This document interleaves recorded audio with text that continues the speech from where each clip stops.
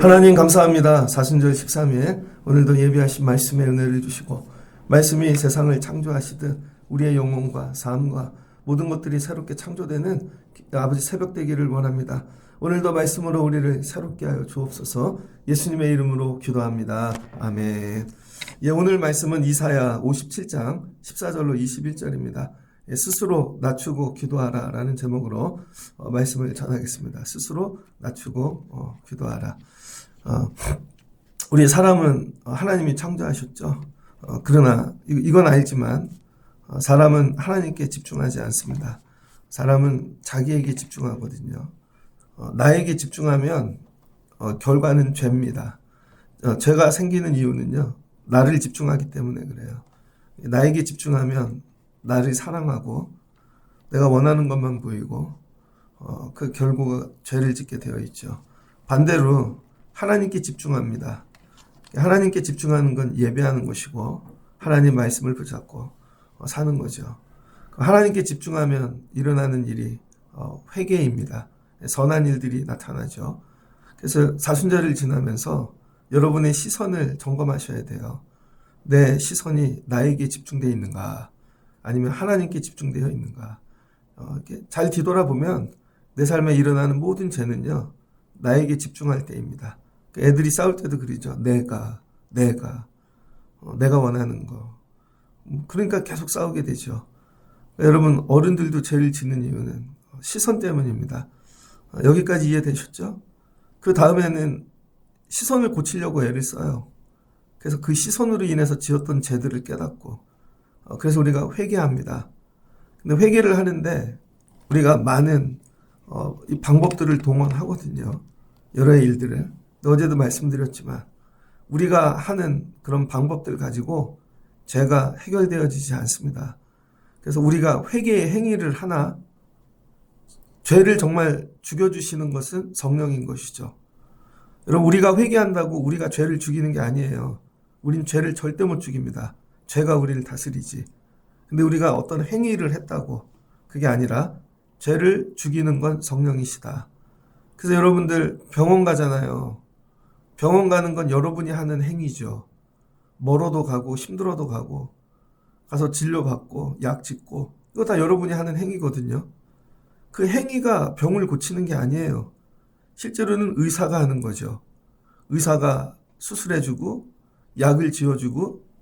근데 우리는 내가 병원을 가서 낫다고 생각해요. 아닙니다. 내가 교회를 열심히 와서 뭐를 해서 죄가 죽는 게 아니라 여기에 왔을 때 누가 하시는 거예요? 성령이 하신다는 거예요. 여러분들이 늘 뭘 구해야 돼요? 성령. 병원에 갔는데 의사는 안 만나고 그냥 거기 앉았다가 밥이나 먹고 오면 아무 일도 일어나지 않죠. 그러니까 교회 와서도 예배 열심히 오는 거 감사하죠. 그러나 여기서 성령을 만나고 가셔야 되는 거예요. 그럼 성령은 어떻게 죄를 죽이는가? 여러분, 성령이 영적인 은사들을 우리에게 주시잖아요. 그 성령의 열매들을. 영적인 모든 것들은 성령이 하셔야 되는 거거든요. 죄도 여러분, 우리의 이 인간적인 속성의 영적인 거기 때문에 죄를 죽이는 것도 성령이 하셔야 되는 것이죠. 그래서 회개하면 우리가 이런 일들을 하지만 회개가 죄를 죽이는 게 아니라 회개하면 성령이 하신다는 거예요. 그러니까 여러분들이 날마다 회개를 통해서 성령의 일하심을 경험하시기를 주의 이름으로 축복합니다. 그러면 회개할 때 성령이 어떻게 일하시고 그 결과가 뭔가, 이 앞부분은 회개해야 되고 성령이 하신다는 걸 이제 배웠어요. 그럼 성령은 어떻게 우리의 이 죄를 없게 하시고 우리를 정리하여 주시는가? 이사야 57장 오늘 읽은 14절인데 하나님께서 우리 백성들을 어떻게 회복시키시는지에 대한 말씀을 전하고 있습니다. 그래서 14절 보면 그가 말하기를 도두고 도두어 길을 수축하여 내 백성의 길에서 거치는 것을 제하여 버리라. 여러분, 이스라엘 백성들이 자기들만 사랑한 거죠. 그래서 백성의 길, 자기들이 만든 길이 있다는 거예요.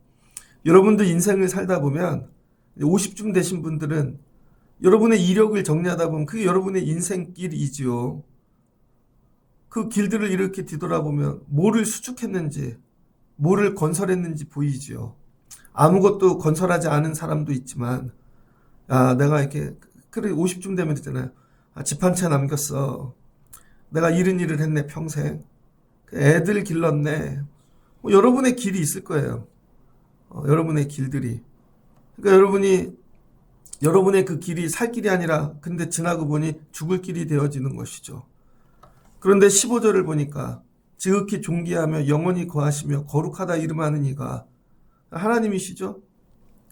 예수님이시고, 내가 높고 거룩한 곳에 있으며, 또한 통회하고 마음이 겸손한 자와 함께 있나니, 저 높이 계신 그분이 이 낮고 낮은 자들 중에 누구와 함께 하시는가?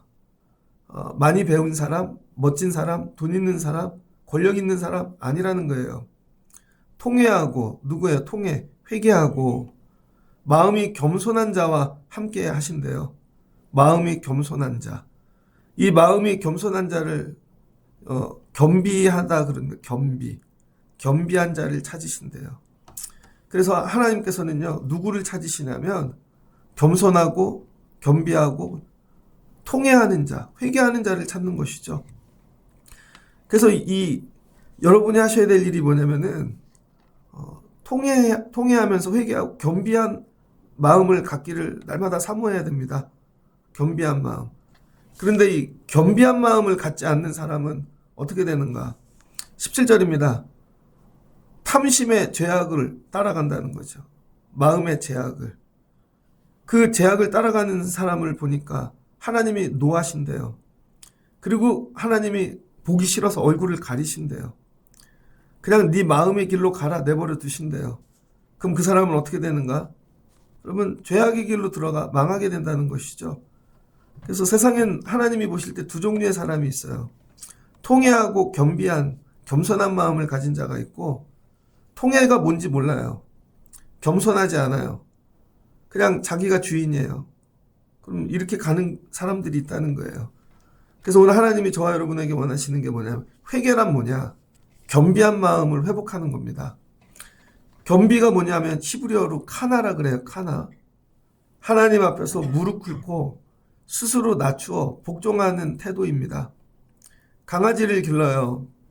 어제도 교회 와갖고 이렇게 마지막에 나가는데요.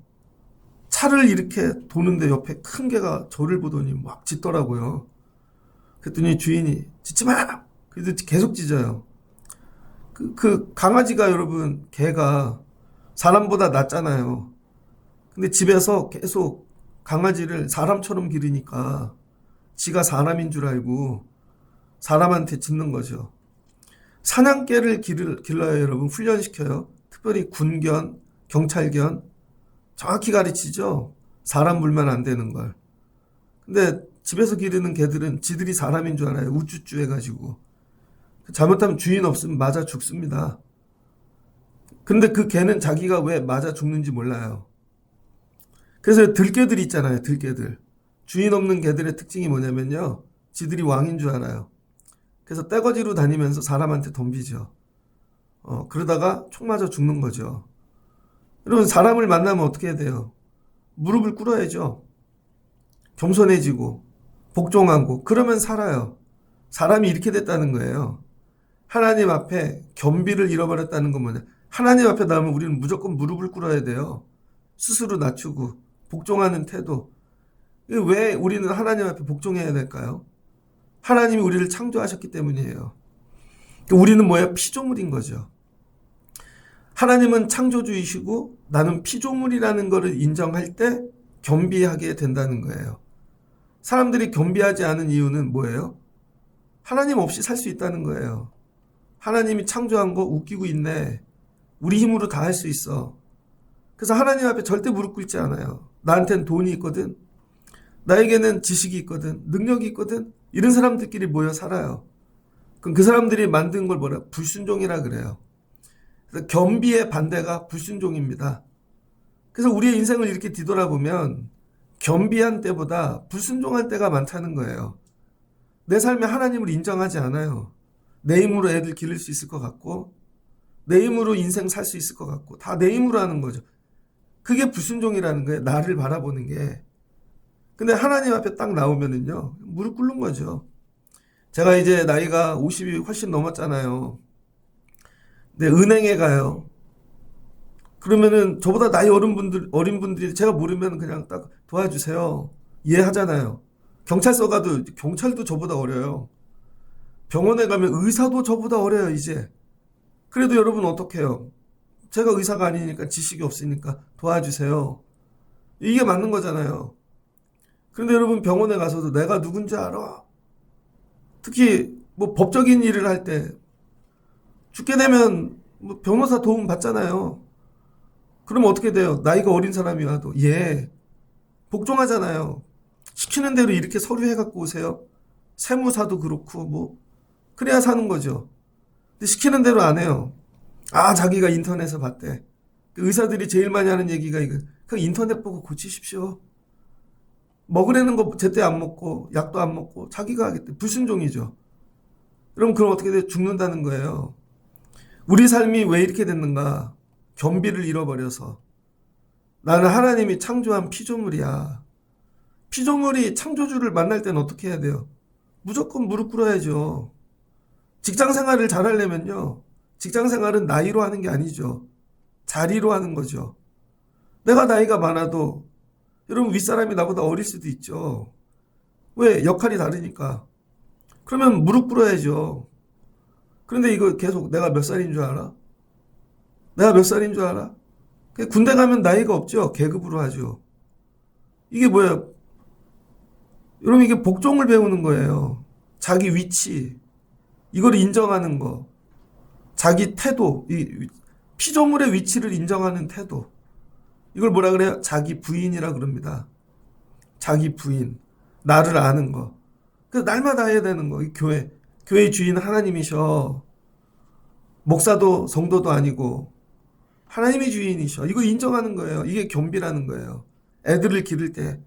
어제 교회 아이들 초등학교 입학했는데요. 이렇게 사진들이 이렇게 오는데 귀엽더라고요. 그럼 어제 중고등학교 애들도 올라가고 대학도 가고 인정해야 되는 거. 하나님이 하시는 거야. 하나님이 창조하셨어. 그리고 뭐예요? 복종하라는 거죠. 자기 부인. 여러분 이게 나는 없습니다. 이게 자기 부인이 아니라 내 생각을 지우는 게 자기 부인이 아니라는 거예요. 피조물의 자리로 가는 거예요. 나는 피조물, 하나님은 창조주. 하나님이 하시옵소서. 이거죠. 이걸 겸비하다 그러는 거예요. 근데 우리는 거꾸로 이거죠. 내가 하나님 되려 그래요. 그리고 내가 하나님을 부려요. 그 애들 이렇게 크잖아요. 제가 이렇게 보면 엄마 아빠하고 반말하는 애들이 있습니다. 뭐 요즘은 다 반말하고 키우죠. 그냥 대화를 통해서 엄마 아빠 이렇게 반말하는 거하고 아빠 엄마를 하대해요. 지가 부모야. 그거 엄마 아빠를 이렇게 하려니까 왜 이렇게 그런 애들 있잖아요. 지 위치를 모르는 거죠. 너는 자녀고 부모 자리가 따로 있죠. 나이가 들면서 이런 걸 깨달아서 늘 들어오면 부모를 부모로 인정하고 자긴 자녀의 자리로 가고 이게 겸비라는 거예요. 근데 여러분이 나이가 들면 어떻게 돼요? 부모를 하대하죠. 그것도 몰라서 뭐 이렇게 된다니까요. 이게 하나님한테까지 간다고요. 그래서 여러분이 겸비하시길 주의 이름으로 축복합니다. 근데 반대가 뭐라고요? 불순종. 피조물의 위치를 절대 인정 안 해요. 애들이 싸우는데 둘째가 내가 좀만 일찍 태어났으면 야 언니라고 해. 오빠라고 해. 형이라고 해. 나보다 키도 작은데. 내가 이번엔 공부를 더 잘했는데. 내가 이번에는 이걸 더 잘하는데. 자기 잘하는 것만 갖고 가서 이겨먹으려고 애를 쓰는 거죠. 그럼 뭐라 그래요? 불순종. 그게 뭐예요? 자기만 긍정하는 거죠. 내가 잘했고 내가 이게 많고 내가 이쁘고 내가 힘이 있고 자기 긍정. 이게 불순종이라는 거예요. 하나님 앞에 나올 때 여러분이 자기 긍정이 없으셔야 돼요. 하나님 저는 아무것도 못해요. 하나님 저는 지혜가 없어요. 하나님 저는 능력이 없어요. 하나님 도와주세요. 여러분이 이번 사순절을 통해서 이 겸비가 회복되시기를 주의 이름으로 축복합니다. 그럼 하나님 앞에 뭐가 돼요? 무릎이 꿇어진다고요. 스스로 낮춰진다고요. 일을 누가 했어요? 다윗이. 왕이신 나의 하나님. 하나님 나의 왕이십니다. 그래서 이 겸비한 자들이 가는 길을 백성의 길이라 그러는 거예요. 백성의 길. 그러면 하나님께서 그 겸비한 자들이 가는 길에 거친 것, 걸림돌을 제하여 주신대요. 내 힘으로 못 가요. 하나님 도와주세요. 그러니까 하나님이 어떻게 해요? 걸림돌을 치워주죠. 근데 여러분, 자기 긍정, 불순종하는 자들은요, 자기가 하나님을 끌고 간다니까요. 자기가. 근데 여러분들이 이번 사순절을 통해서 자기를 부인하고 겸비해져서 여러분의 가는 길이 백성의 길로 회복되시길 축복합니다. 그 다음에 여기 또 겸손한 자라고 얘기했는데, 겸손한 자는 차나와라 그래요. 차나와. 아까 카나라 그랬죠. 이건 마음을 부드럽게 하는 내적 겸손입니다. 그러니까 여러분이 내가 누군지를 알아요. 겸비해야 겸손이 따라오는 거예요. 겸손이 그런 거 있죠. 입으로만 진짜 싫은데 예 알겠어요. 목내로만 몸으로 근데 온몸이 그 사람을 거부해요. 그게 아니라 마음으로 겸손해지셔야 돼요. 온 마음으로 해야 돼요. 이걸 통해 회개. 겸손한 자의 반대가 뭐예요? 교만한 거. 근데 우리는 거꾸로 마음으로는 절대 안 꺾여요. 행동으로는 고쳐지나. 그래서 하나님이 그 다음 겸손한 자를 찾으신답니다. 그럼 이 둘이 걸어가는 길이 다르다는 거예요. 겸비하고 겸손한 자의 길이 어떤 길이냐. 하나님이 이렇게 가는 사람들의 길에서 영을 소생시켜 주신대요. 영. 하나님께서 16절을 보니 내가 영원히 다투지 아니하며. 여러분, 겸손하고 겸손한 자는요, 하나님이 그 사람하고 다투지 않는데요. 그냥 같이 가시는 거죠. 근데 불순종하고 교만한 자는요, 하나님 날마다 다투신대요. 애들하고 싸우는 거 보셨습니까? 엘리베이터에서 요만한 애하고 나이 드신 어른하고 싸워요. 애가 반말 찍찍하면서 청년이 됐는데도 싸워요. 하나님하고 그러고 있다는 거죠. 그럼 이 사람들의 특징은 영혼이 죽는다는 거예요. 영혼. 하나님과 대적하는 자는요, 영이 죽는데요. 영. 그 영이 죽으니까 날마다 피곤해요. 영이 죽은 자들의 특징이 뭐냐면 날마다 피곤하고요. 날마다 불평과 원망이 가득해서 기쁨을 다 잃어버립니다. 그런데 하나님 함께 겸비하고 겸손하게 나오면 하나님이 영을 소생시켜 주신대요. 15절 겸손한 자의 영을 소생시키시며 그 다음에 마음을 소생시켜 주신대요. 기쁨이 회복되는 거죠. 그래서 날마다 힘들고 어려운데 오늘 살만한 기쁨이 있어요. 오늘도 하나님 인도하실 것 같아요. 앞에 거친 막 이렇게 그런 걸림돌이 있을 것 같으나 하나님 넘어가게 하실 것 같아요. 그 예전에는 근심이었는데요. 지금은 근심이 아닌 거예요. 왜 그래요? 하나님이 인도하시니까.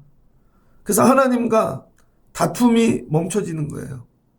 왜 죄를 죽여야 되는가? 하나님 바라봐야죠. 그럼 삶의 기쁨이 회복된다는 거죠. 이런 자들에게 하나님이 하시는 일. 18절 내가 그의 길을 보았은즉 그를 고쳐줄 것이라. 자, 하나님이 그 다음 뭐 한대요? 길을 열어주신대요. 길. 하나님이 길을 보여주신대요. 길. 예전엔 길이 안 보였어요. 목회하는데 길이 안 보이고 사는데 길이 안 보이고 애들을 기르는데 길이 안 보이고. 제가 모태신앙인데요. 하나님을 정말 몸으로 그냥 스며들면서 어릴 때 컸다면 교회가 몸으로 배겨서 막 이렇게 그냥 교회 다니면서 인격적으로 하나님을 만난 건 고등학교 2학년인 것 같아요. 고등학교 2학년 때. 그리고 고3까지 공부를 하고 그 다음에 학력고사를 끝나고 교회에서 부흥회를 했습니다. 장의자를 있는 옛날 교회 의자를 다 빼고요. 장의자에 앉아있던 그 매트를 깔고 바닥에 앉는데 맨 앞줄에 앉았거든요. 근데 이렇게 부흥 강사님이 오셨는데 여자 할머니 목사님이셨어요. 맨 앞에 앉으니까 첫 번째 안수를 해주셨는데 그때 제가 성령을 받았어요. 방언을 받고. 진짜로 뜨겁게 오더라고. 몸이 뜨겁고 혀가 돌아가고. 그때 성령 체험한 것 같아요. 그리고 나서 생각이 바뀌더라고요. 공부를 하는데도 마음은 늘 하나님 쪽으로 가 있는 거. 그러다가 선교를 가게 되고 갔다 와서 다시 신학교를 가게 되고 신학교를 갈 때요. 결단한 게 뭐냐면 내 생명 하나님께 드릴게요. 저는 원래 선교사 같은 게 꿈이었습니다. 오지에 가서 그런 거 하다가 죽어야지. 근데 실제로는 신학교를 가니까 교회 봉사를 해야 돼요. 교회 봉사를 안 하면 학점이 인정이 안 돼요. 그래서 교회 봉사 보고서를 내야 돼요. 무조건 전도사를 해야 되는 거죠. 시스템적으로. 그러다 보니까요. 교회가 들어오는 거죠. 어쩔 수 없이 교회 이렇게 해야 되는 거구나. 졸업할 때쯤 되니까요. 그냥 교회 하는 사람이 돼 있더라고요. 그런데 4년 동안 여러분 신학교 안에서도 세상이 있어가지고 어떤 사람이 이렇게 하나님이 쓰시나 이제 그런 거 보는 거죠. 그랬더니 유학을 가야 되나 보다. 그 다음 그런 게 또 들어왔어요. 그 다음에 저런 걸 준비해야 되나 보다. 신학교 들어와갖고 그 안에 있는 세상이 들어온 거죠. 졸업할 때쯤 보니까 제가 길을 다 정한 거예요. 제가 길을 다 정해서 하나님 2학년 때까지는요 성적 이렇게 나오게 하시고요. 영어는 이 정도 나오게 하시고요. 그 다음에요 교회는 이렇게 하시고요. 제가 다 짰어요. 그 다음에는요 이렇게 해갖고요. 3학년 되면요 하나님 누굴 만나게 하셔야 돼요. 그랬더니 미국에서 누가 연락이 오더라고요. 이렇게 해가지고 준비 다 했어요. 졸업하고 나니까 그게 다 무너지더라고요. 그 길이 다 막혀요. 제가 4년 동안 만든 관계가 다 막히고 다 끊어지고 후원해 준다는 분들이 다 막히고 미국도 끊어지고 그 다음 깨달은 거죠. 4년 헛살았네. 그때 엎드리는 거죠. 다시 겸비하게 돌아가고 하나님이 하셔야 되는 거구나. 그 다음부터 하나님이 여시는 대로 여기에 가라면 가고 4년을 허송세월 했다니까요. 지금도 그럴 때가 있어요. 지금도. 그러니까 길을 내가 만들려고 그러는 자꾸 기도하면서 내가 만드는 게 하나님이 하셔야 되는 거죠. 하나님이 신학교보다 크시고 하나님이 목사님들보다 크시고 하나님이 물질보다 크시고 이게 인정하면요 하나님이 길을 열어주시더라고요. 저는 졸업하고 목회길이 안 열릴 줄 알았어요. 그래서 이게 하여튼 졸업하고 나서 대학원 시험도 안 봤거든요. 기도하고 다시 처음부터 다시 대학원 시험을 보는데 가을 학기 시험을 봤는데 그게 마지막 가을 학기예요. 이제 가을 학기 시험이 없어요. 제가 마지막이에요. 가을 학기는요. 봄에 시험 보고 중간에 간둔 숫자만큼만 뽑아요. 그 해에는 7명이 간둔 것 같아요.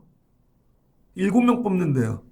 마지막 가을 학기니까 엄청 많이 왔습니다. 갑자기 시험이 몇십 대 1이 된 거죠. 대학원 별것도 아닌 게. 그래서 은혜로 들어갔어요. 그 다음 하나님 개척교회를 제 기도 제목은 전 개척교회였거든요. 그때 하나님이 개척교회를 열어주시고 그런 식인 거죠. 보면 항상 겸손해지면 하나님이 길을 여시고 교만하고 불순종하면 길이 닫히더라고요. 이거를 계속 반복하면서 깨닫는 거죠. 이 나이가 되도록. 하나님 길을 보여주세요. 그러니까 길을 구하지 말고 겸비하고 겸손해지십시오. 그러면 그 길을 뭐 하신대요? 하나님이 18절 인도하시고 그 길에서 위로하시고 이렇게 하신다는 거죠. 그런데 이 길로 들어가면은요. 막힌 것 같은데 하나님이 계속 인도해 주세요. 또 길이 열려요. 그리고 나만 이 길 이렇게 하는 것 같아요. 억울하고. 근데 위로해 주신다는 거죠.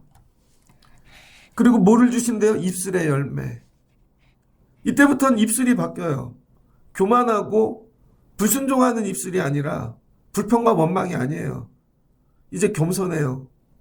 겸비해요. 그래서 늘 이렇게 얘기해요. 하나님 감사해요. 그럼 뭐 입술에 열매가 나온다는 거예요. 기도한 대로 되고 말한 대로 되고. 저희 애들도 어제 이제 뭐 고등학교 이제 다 갔는데 입학식 하고 뭐 이렇게 하면서 뒤돌아보면 전부 하나님의 인도하심이죠. 그 하나님이 길을 열어주시고 왜 그래 입술의 열매대로 애들에게 그거 가르치는 거죠. 계속 너도 기도하고 해. 하나님 붙잡아. 그거밖에 없는 거야. 이런 자들에게 주시는 은혜가 뭐예요? 19절 평강을 주신대요. 평강. 그 길로 들어간 자들에게 하나님이 평강을 주신대요. 하나님 입술의 열매를 창조하시고 평강을 주신대요. 평강이란 뭘까 도대체? 19절 평강은 샬롬인데요. 하나님이 주시는 평강이 뭘까? 고쳐주심이라는 거예요. 고쳐주심.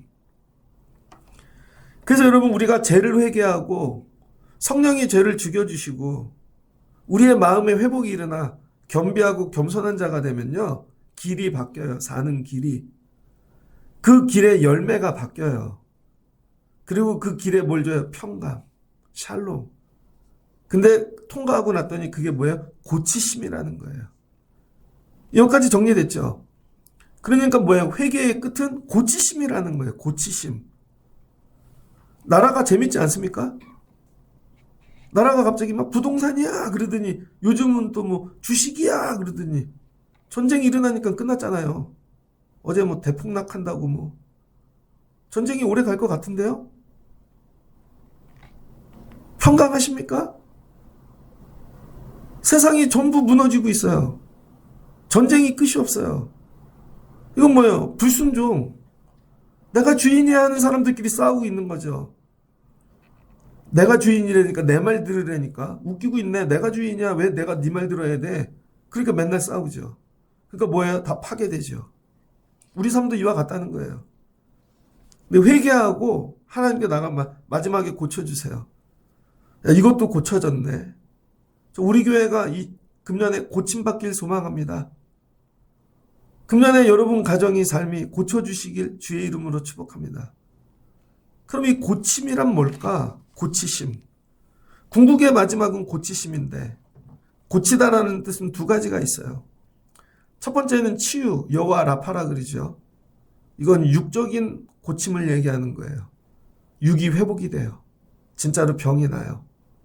두 번째는 마음과 영적인 치유를 얘기하는 거예요. 살면서 있었던 마음의 상처가 사라져요. 마음에 난 스크래치들이 영적인 것들이 회복이 돼요. 그래서 이렇게 만나보면요. 저보다 나이 많은 분들은요. 다 상처가 있습니다. 크면서. 보면 다 잘 사시는 것 같은데 얘기하다 보면 다 울어. 다 아픔이 있고. 근데 회개하는 자에게 하나님이 뭘 주신대? 이거 고쳐주신대요. 그래서 금년에 이 고치심을 받으면 여러분 이제 눈물이 사라져요. PTS 그런 거 없어요. 정신병, 공황 이런 거 다 사라진다니까요. 그건 아직 온전한 회개를 통한 고침을 받지 못했기 때문에 그래요. 두 번째 치유는 뭐냐면요. 라파가 아사르라 그러는데 이거 교훈을 얘기합니다. 교훈. 교훈. 그래서 하나님이 이 교훈을 통해 우리 잘못된 행동들을 질책하시는 거죠.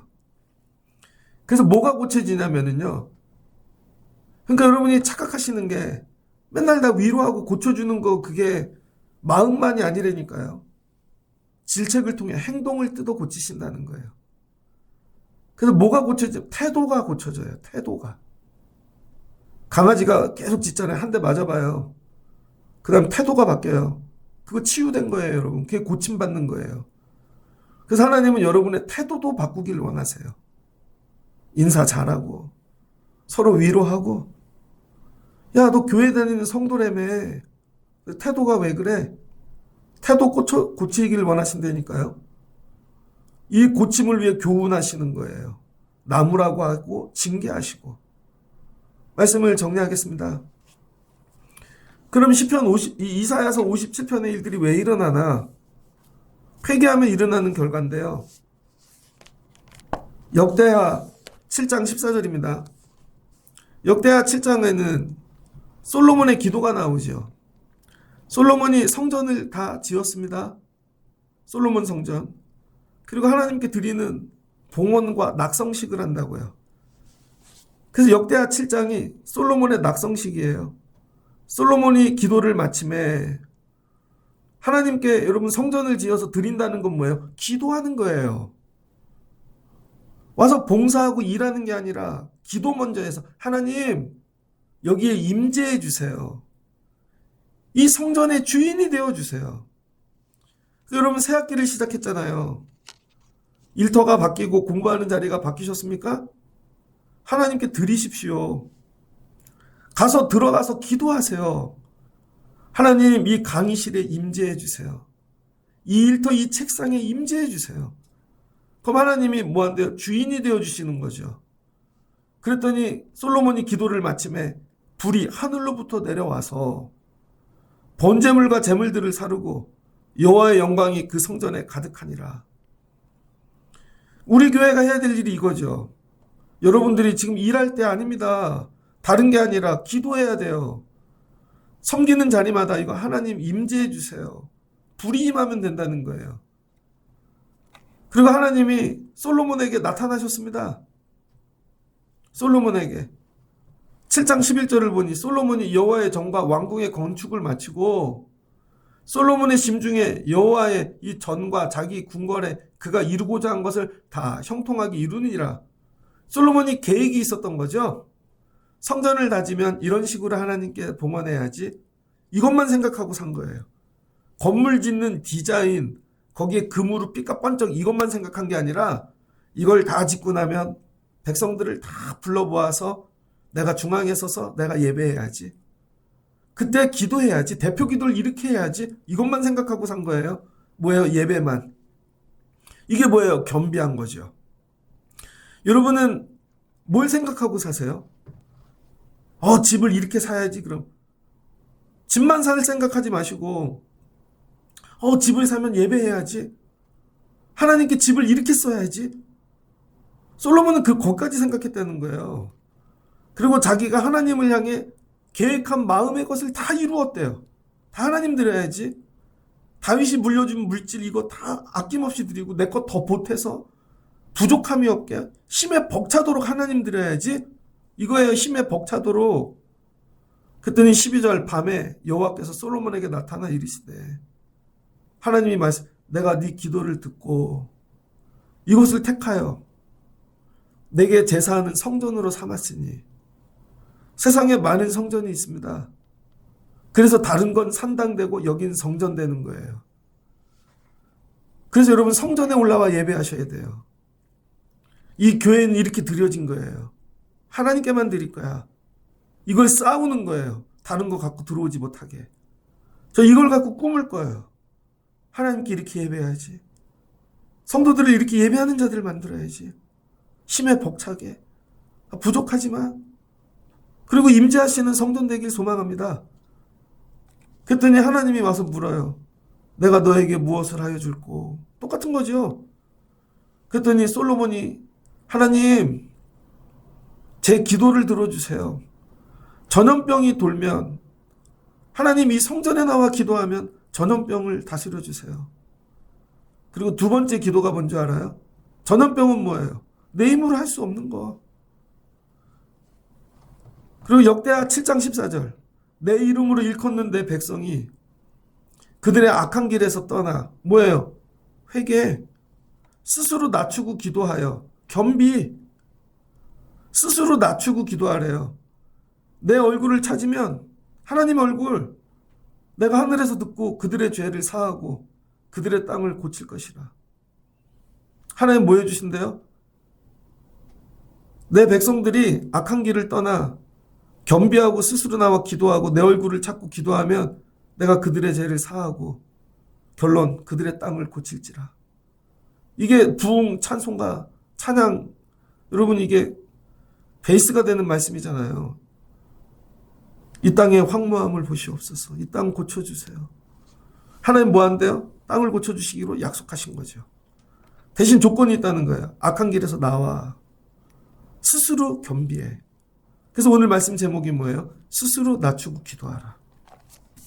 억지로 두들겨 맞아서 강제로 하지 말고 스스로는 뭐예요?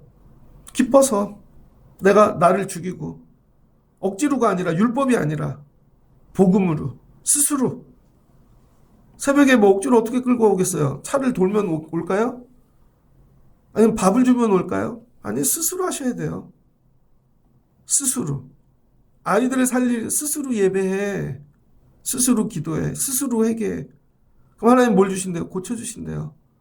뭘 고쳐주신대요? 땅을 고쳐주신대요. 너 살고 있는 땅. 다 회복이 일어나는 것이죠. 말씀을 정리하고자 합니다. 그러나 악인은 스스로 절대로 겸비하지 않는 자, 스스로 꺾이지 않는 자, 아무리 두들겨 맞아도 회개가 없는 자, 평온함을 얻지 못할 것이고 그 물이 진흙과 더러운 것을 늘 솟구쳐대는 요동하는 바다와 같으리라. 삶에 늘 여러분 악한 것들만 나오는 거죠. 내 하나님의 말씀에 악인에게는 평강이 없다 하셨느니라. 뭐가 없어요? 평강. 땅이 안 돼요. 그 사람만 들어가면 땅이 망가져. 누가 그랬어요? 가인. 여러분 금년에 오늘 이 말씀을 여러분 꼭 붙잡으시고 스스로 하나님 앞에 나와 회개하실 수 있는 여러분 되시길 축복합니다. 그럼 하나님 뭘 주신대요? 길을 바꿔주시고 하나님께서 입술에 열매를 주시고 평강을 주시고 고쳐주신대요. 회개의 끝이 뭐예요? 고치심. 이 과정을 다 하나님이 고쳐주셨어. 저는 여러분들이 특별히 새벽에 스스로 나와 기도하고 회개할 때 하나님께서 여러분에게 이 고치심의 은혜를 주시기를 주의 이름으로 축복합니다. 그래서 지난 하나님이 고쳐주셨어요.